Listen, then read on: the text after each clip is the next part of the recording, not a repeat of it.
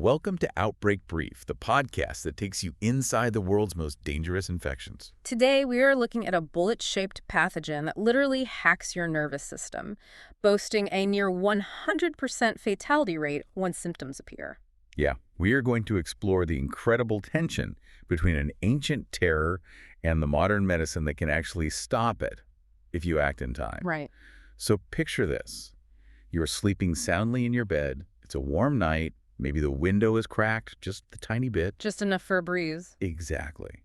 And you are completely unaware of a small bat slipping through a gap no larger than 1/4 of an inch. Wow. It flutters over you, and a microscopic scratch occurs. It's so incredibly small you don't even wake up. I mean, you had absolutely no idea it even happened. And that imperceptible moment is literally all it takes. A stealth biological invasion has just begun inside your body, kicking off a silent countdown. It's terrifying. And that stealthy encounter represents just one face of a disease claiming 59,000 human lives globally every single year. And I think the most heartbreaking part of that statistic is that a massive percentage of those victims are young children. It really is devastating. We are dealing with the rabies virus, or RABV. Okay. It's an RNA virus belonging to the lysovirus genus within the Rhabdoviridae family. Visually, if you look at it under an electron microscope, it is shaped exactly like a bullet. A microscopic bullet that moves with terrifying precision. That's a great way to put it, because it is highly neurotropic. Meaning it targets nerves. Exactly. It specifically targets the nervous system. When infected saliva enters broken skin, the virus doesn't just flood the bloodstream like, many other pathogens would. Right. It actively seeks out peripheral nerve synapses and hacks directly into the nicotinic acetylcholine receptors. Wait, if it takes weeks or months to reach the brain, couldn't a doctor just surgically remove the infected nerve tissue around the bite to stop it? You'd think so, right? Yeah, or why doesn't the immune system just hunt it down? I mean, if I get a deep cut and bacteria get in, my immune system swarms the area in hours. Surgical excision sounds plausible in theory, but the virus enters the microscopic peripheral nerve fibers almost instantly upon exposure. Oh, wow. Fast. Incredibly fast. You would have to sever major neural pathways, causing permanent paralysis to even attempt to catch it. Jesus. And as for your immune system, the virus is a master of biological evasion. The immune system's white blood cells don't routinely patrol inside our neural pathways in the same way they patrol the bloodstream. Because of the blood-brain barrier. Yeah, that and the unique immune privilege of the nervous system. But more deviously, the virus actively sabotages our internal cellular communication. Like an invading army cutting the telegraph wires as it marches toward the capital. That is the perfect way to look at it. The virus prevents the body's glial cells, which are the primary support cells for the nervous system, from producing interferon. And interferon is like the alarm bell. Exactly. Right. It acts as the body's molecular distress signal. By cutting those wires, the virus replicates and travels completely under the radar. So the brain doesn't even know. The central command, your brain, has absolutely no idea an invasion is happening until the gates are already breached. That is chilling. It moves up the nervous system using retrograde exoplasmic flow. Okay, in English. Right, sorry. Instead of traveling freely, it tricks the cellular machinery inside your nerve fibers. It hijacks the molecular motor proteins that normally transport cellular materials. So it forces our own cells to carry it. Yes. It forces them to carry the virus backward, straight up the axon toward the central nervous system. If it is this lethal, completely destroying the host, from an evolutionary standpoint, that seems like a dead end. It does seem counterintuitive. Like a virus that kills its host shouldn't survive for thousands of years, Well, it survives by perfectly calibrating its exit strategy before the host actually dies. Evolutionary biologists believe the rabies virus likely originated from a bat ancestor. Okay. Over vast stretches of time, it underwent multiple host-switching events, eventually adapting to infect dogs and other terrestrial carnivores. So it learned to jump species. Right, and it guarantees its own survival by manipulating the host to transmit it right at the absolute peak of the infection. Humanity was entirely at the mercy of this mechanism for millennia.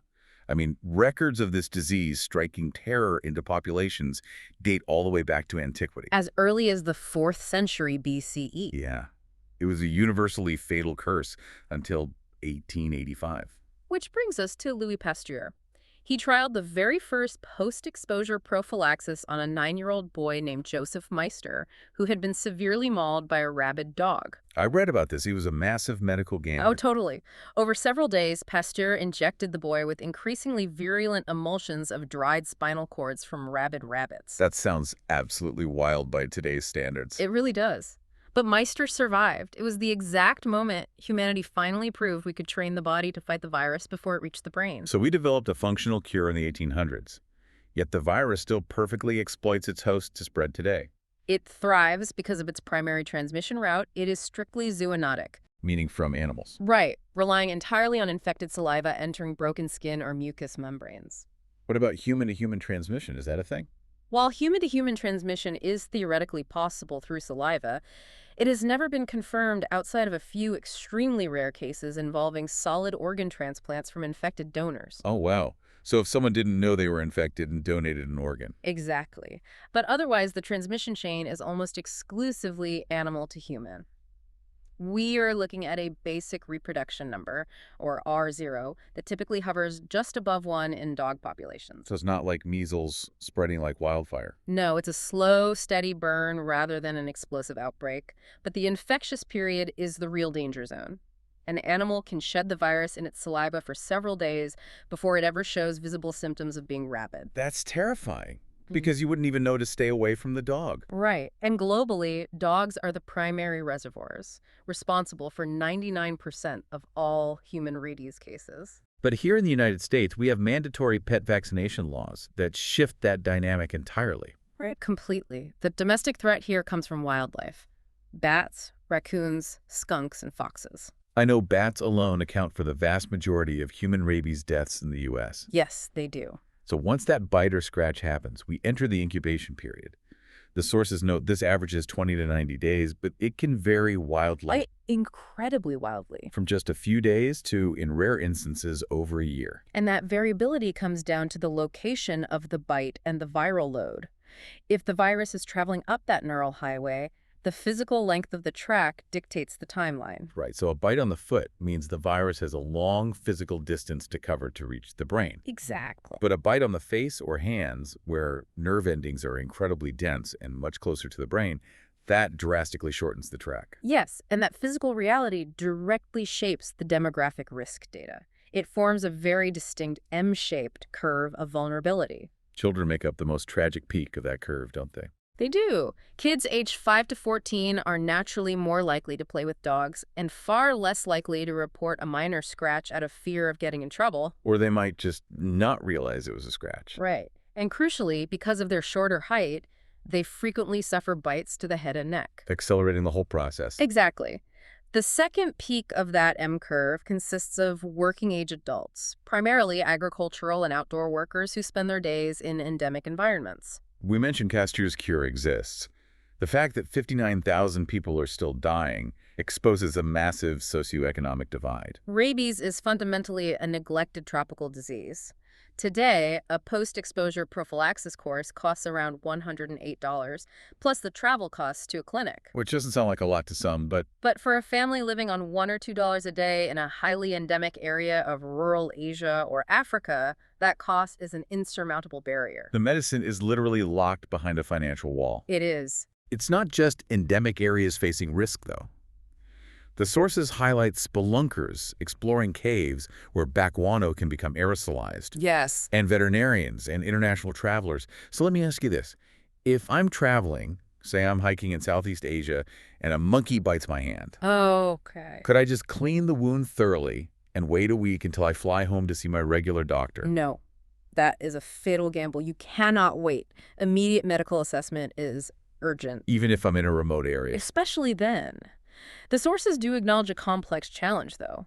Some overseas clinics might use substandard cell culture vaccines or lack the correct immune globulin entirely. So what do you? You must initiate the protocol immediately wherever you are and then rigorously follow up with your home country's health system the literal hour you return. Just to ensure the treatment you received was fully effective. Exactly. Let's explore what happens if that window of opportunity closes.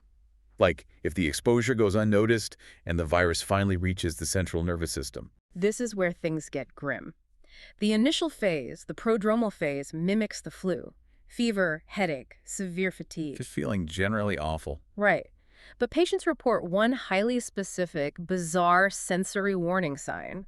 A strange, tingling, prickling, or intense burning sensation right at the site of the original, fully healed bite. So the scratch on your arm might have healed 2 months ago, but suddenly it feels like it's on fire. Yes. And this happens because the virus has reached the dorsal root ganglia. These are essentially the major neurological junction boxes located just outside your spinal cord. Okay. As the virus massively replicates and damages these nerve clusters, it sends misfires down the sensory nerves, causing that localized burning. From there, the disease splits into two potential paths, right? Yeah. About 80% of patients develop furious rabies. Yes, the classic presentation. This involves the rapid encephalitic progression. Severe brain inflammation leading to extreme anxiety, agitation, hallucinations, and hydrophobia. The fear of water. Right, let's unpack this, because hydrophobia is wildly misunderstood, isn't it? It really is. It isn't an irrational psychological phobia. It is a terrifying physical reaction. Like a reflex. Exactly. The virus causes severe, excruciatingly painful spasms in the pharyngeal muscles of the throat. These spasms are so intense they can be triggered simply by the sight, sound, or even the thought of swallowing liquids. So the zombie movie trope of a rabid animal foaming at the mouth isn't just for dramatic effect, it's actually a tragic biological hack. Completely. The virus intentionally targets the salivary glands to multiply, packing the saliva with infectious particles. And by simultaneously causing those agonizing throat spasms, it physically prevents the host from swallowing. Right, because if you swallow it, the virus goes to the stomach and gets destroyed by acid. So the highly infectious fluid pools in the mouth, creating that frothing effect. It ensures the virus is perfectly positioned at the front of the mouth, ready to be injected into the next host through a bite. It is evolution optimizing for transmission by completely hijacking the host's body. Just brutal. And what about the other 20%? The other 20% develop paralytic rabies, sometimes called dumb rabies. How is that different? It lacks the dramatic hydrophobia and intense agitation. Instead, it features a slow ascending paralysis starting right at the bite site. It gradually moves up the body, eventually paralyzing your respiratory system, which leads to coma and death. Which creates a massive danger for healthcare workers, doesn't it? Extremely dangerous. Because it lacks the classic rabies symptoms, paralytic rabies is frequently misdiagnosed as Guillain-Barré syndrome. That's the autoimmune disorder that also causes ascending paralysis, right? Yes. So if a patient is misdiagnosed, medical staff might not take the necessary infection control precautions. They could potentially expose themselves to infectious saliva while intubating or providing respiratory care. Wow. But whether a patient develops the furious or paralytic form, the medical reality they face at the hospital is the same. Unfortunately, yes. Once clinical signs appear, the disease is nearly 100% fatal. Administering vaccines or immune globulin at this stage has no therapeutic role whatsoever. Because the virus has already breached the central nervous system. Exactly. The medical focus shifts entirely to palliative care. So they just try to make them comfortable. Right. Medical teams utilize protocols like the Starfish Palliative Care Protocol. The priority is a quiet, dimly lit room to reduce any sensory overstimulation that could trigger spasms. No bright lights, no loud noises. Exactly. Doctors use antipyretics to lower fever and rely on antipsychotics like haloperidol, rather than standard sedatives like benzodiazepines, Why haloperidol? to manage the intense agitation and anxiety more effectively. This keeps the patient as comfortable as possible while protecting the caregiving family and medical staff from accidental exposure during violent spasms. I have to ask, has anyone ever survived clinical rabies? It's incredibly rare. The medical literature documents only a few dozen survivors in human history. Just a few dozen. Yeah. Survival requires a nearly impossible convergence of circumstances. Typically, the patient had some prior partial vaccination, they were young, they were infected with a less virulent bat variant, and they received incredibly aggressive, highly specialized intensive care. Like the Milwaukee Protocol cases. Right. And even in those miraculous cases, the patients are almost always left with severe, permanent neurological deficits. Which makes preventing the virus before it reaches the brain the absolute most vital part of this deep dive. 100%. Post-exposure prophylaxis, or PP, is almost 100% effective if administered early. If we stop the invading army before it reaches the capital, the patient survives. Okay, so walk us through it. What happens the moment you're bitten? The protocol begins the exact moment the bite or scratch happens.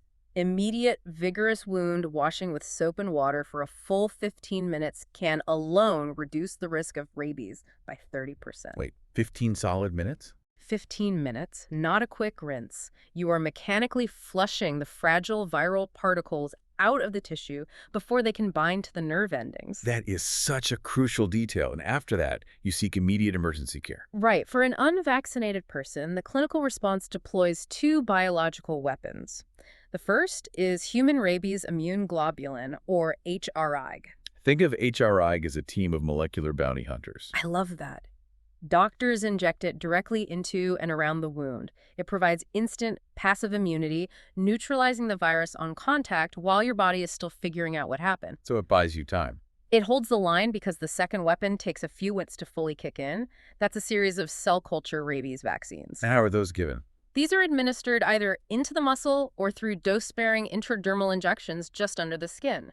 The vaccine teaches your own immune system to recognize and destroy the virus. Providing the long-term defense needed to clear the infection entirely. Precisely. Now, there is also pre-exposure prophylaxis, PREP, available for high-risk groups, right? Yeah, for people like veterinarians or wildlife workers. But the sources are crystal clear on this. Having pre-EP does not mean you can shrug off a bat bite. Oh, absolutely not. It simplifies the emergency, but it doesn't cancel it. If you have pre-EP, you don't need the expensive HRIG bounty hunters, and you require fewer vaccine doses post-exposure. But you still need that post-bite booster to supercharge your immunity immediately. Always. You must get the booster. This brings up a massive logical paradox, though. We have a post-exposure protocol that is nearly 100% effective, yet 59,000 people are still dying. It's tragic. Treating the individual after the fact clearly isn't enough. We have to pivot to systemic, global prevention. Public health data points universally to the One Health approach.